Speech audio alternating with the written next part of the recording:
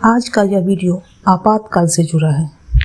इंदिरा गांधी ने आपातकाल क्यों लगाया, इसका परिणाम क्या हुआ, इसके बारे में जानते हैं। संविधान के निर्माताओं की इच्छा थी कि भारत एक लोकतांत्रिक देश रहे, पर 25 जून 1975 को प्रधानमंत्री इंदिरा गांधी, उनके पुत्र संजय गांधी और उनकी धूर्त मंडली ने लोकतंत्र के मुख पर कीचड़ पोत दी। 25 जून 1975 से 21 मार्च 1977 तक 21 महीने की अवधि में भारत में आपातकाल घोषित था। प्रधानमंत्री इंदिरा गांधी के कहने पर तत्कालीन राष्ट्रपति फखरुद्दीन अली अहमद ने भारतीय संविधान की अनुच्छेद 352 के अधीन आपातकाल की घोषणा कर दी।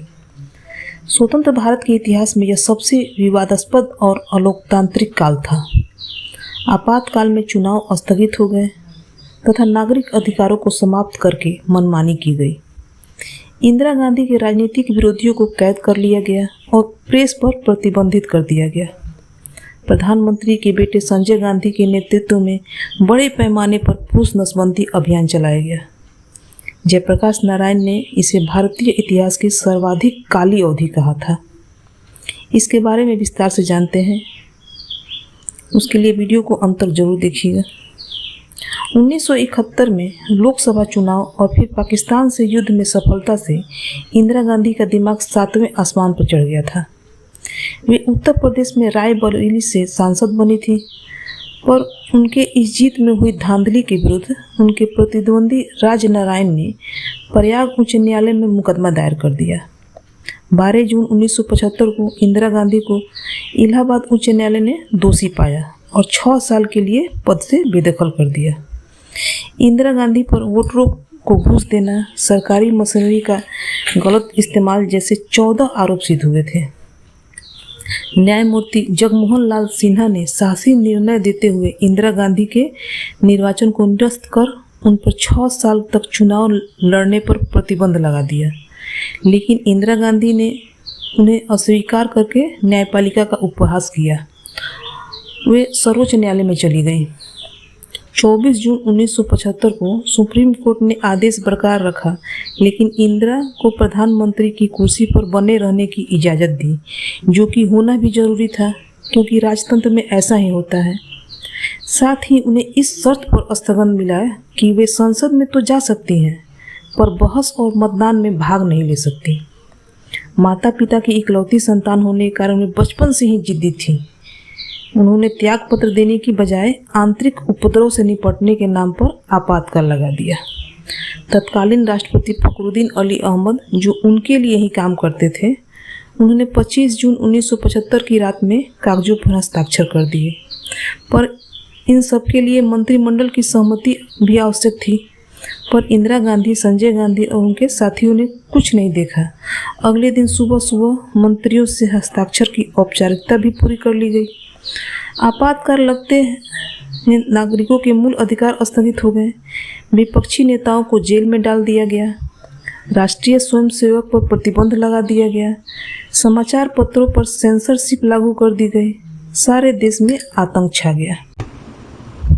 इसके बाद इंदिरा गांधी ने संविधान में ऐसे अनेक संशोधन कराए जिससे प्रधानमंत्री पर कोई मुकदमा नहीं चलाया जा सकता था।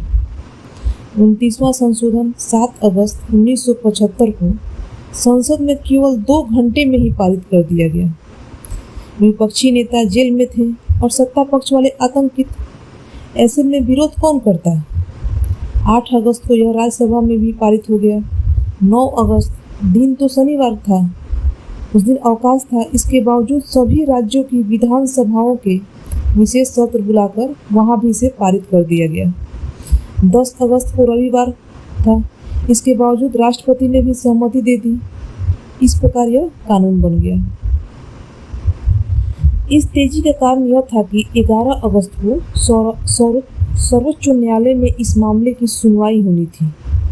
नए कानून बनने से इंदिरा गांधी न्यायालय से भी ऊंची हो गई और सुनवाई नहीं हो सकी। पूरा देश इंदिरा गांधी के समर्थक गुंडों की तानाशाही की गिरफ्त में आ गया।